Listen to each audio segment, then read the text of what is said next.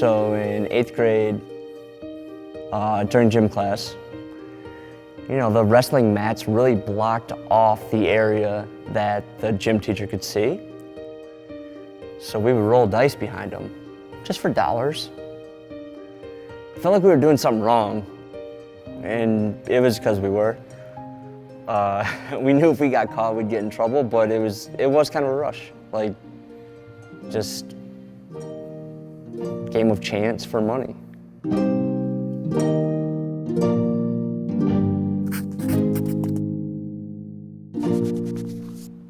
All right, block me out. Channel out the noise. Been doing it for 30 years.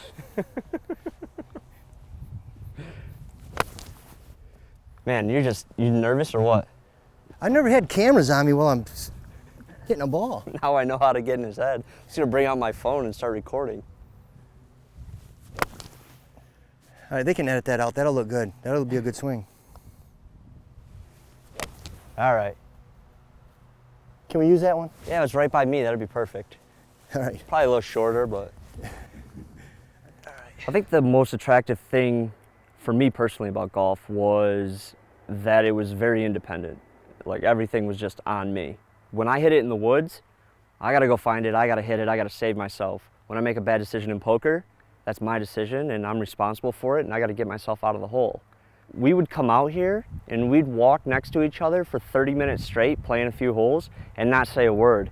And it wasn't because we didn't talk to each other, it's because we didn't need to. It was blissful. We came out here for... This is where I was raised, in Muskegon. And I think it's a great town. It's diverse. You're gonna meet a lot of different people. It's got a lot of different things to do. Muskegon in the winter it can be brutal, but the summer is my favorite time of year. I don't think it was boring. It could be boring, you just had to find the right things to do. Yeah, we didn't know anything different. You know, Lake Michigan is, that's a phenomenal place. I mean, people come from everywhere to go to Lake Michigan, and we take it for granted because it's right here. Jordan and I, because we're only 2 years apart, we would go outside at like 10 a.m. in the morning, and we would be outside and it's pitch black, and our parents are having to beg us to come back in. I can't think of any of my friends that were as close to their family as me.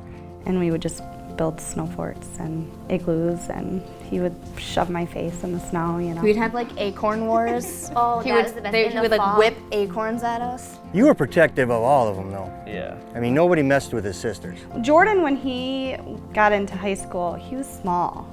He was like our height. And Didn't they call him chicken bone or something? Yeah. Yeah, and he was just really scrawny. tiny. Jordan and my relationship, we have a great relationship as far as communication, but growing up, he spent a ton of time with his dad. From the time he was 5 years old, he was Chuck's sidekick. They walked out the back door and headed out and played golf. Well, are we competitive? Well, when he was 12 years old, we went to Grandview, and we were playing, and we got to about the 16th hole, and we're tied. And it was a torrential downpour. I mean, I've never seen it rain that hard. So we had to run into this little apple tree field or whatever and hide underneath some trees because it was raining so hard. And I go, Jordan, man, you ready to get out of here? You ready to go? He looked at me and he goes, I mean, serious, we ain't going anywhere. I'd never beat him before. He'd never beat, I was 140 something and oh, and he finally beat me when he was 12. And then all I hear is, well, if it wouldn't have rained, I got tight in the rain. And you know, we were sitting under that apple tree for about 45 minutes. I was in a groove. And we were tied, I was 12. Yeah. You got a good point there.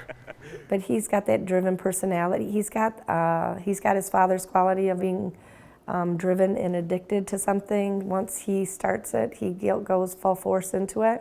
My mom would drop him off at 7 in the morning, or even my dad would, because he was teaching summer school, and he would go play over at Lincoln Golf Course, and he would play till it was dark. I stuck with the dream till I was about 16. I thought that becoming a professional golfer was a realistic thing.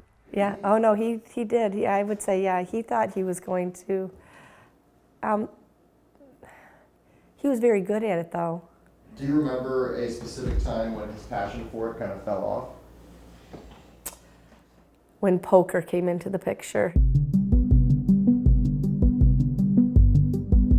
moneymaker, the moneymaker effect, you know, that's what really catapulted us into no limit hold'em. Before that, we were playing in between. You know, we're playing these gambly, game of chance type of card games. I think we started playing literally like high card in the cafeteria for dollars. So we would all carry around a deck of cards and then we would just be flips for dollars. When I found No Limit, it was so much more interesting to me. Chuck built him a poker table that was down in the basement. His friends would always come over. Typically the games would be played at my house. And my mom, she knew we were playing poker, but she didn't know to what extent money was changing hands. And she was fine with that. We went from playing $5 and $10 tournaments to then 50 cent $1 and then $1, $2. And there was like a group of 10 to 15 of us locally from East Puffer that would play. Kenzie and I would always be bringing them down food. We'd sit down there for a little bit just being the annoying sisters that wanted to know what was going on down there. Having the kids at our home where we knew what the rules were, you know, when we were there. I would say I was the big organizer of the poker games. And it's just because I love the game so much. I was in college and there was one night that I had a party and all of a sudden everyone kind of disappeared and I went down the basement and my brother was holding a poker game with like all of the college guys that I had invited over to hang out. So he wasn't putting money in the bank, he was hiding it in our home. And when I would come, when we started cleaning things up, he was like, "Where'd that box go?" Jordan was always the most aggressive by far when it came to getting a game together, even when we were 15 and 16 years old. Like Jordan was like berating people to get a game together. He's passionate. And when he finds something that he's passionate about, like he doesn't put half of his body and soul into it, he puts everything into it. I was very uncomfortable with how much they played.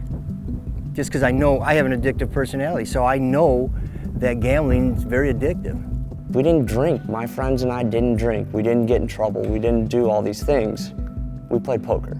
there's no like happy medium with him. He's just, if he's good at it and he enjoys it and it makes him happy, he just goes. I loved it because when I initially found the game, I looked at it and just said, you can find a million different ways to play this game and it's never gonna be figured out. Like there's just no wrong way to play it. It's just like golf. Look at every golfer's swing. They're all different.